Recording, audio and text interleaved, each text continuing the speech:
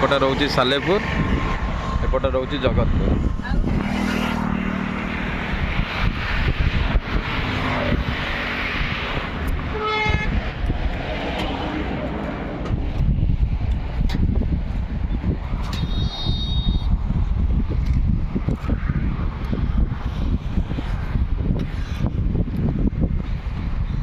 एटा main road रोचे 25 फुटिया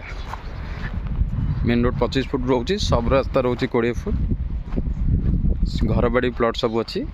एबे भी आपन संगे संगे भी जदि रजिस्ट्रेशन करूछंती 7 डे भीतर आपनकर पट्टा भी मिल जिवो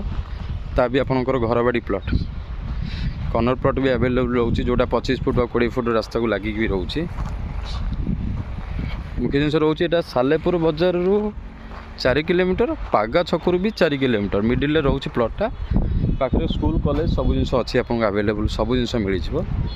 आईटा रोचे 3.5 एकर प्लस रोचे प्रोजेक्टा बहुत सारा प्लॉट भी बाहर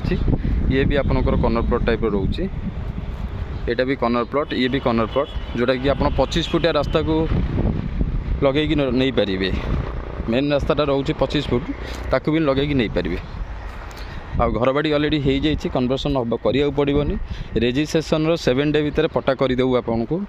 जो दिन रेजिस्ट्री करेंगे 7 दिन भीतर आपन ना पट्टा भी आसी जाइए ता भी आप घर बाड़ी प्लॉट।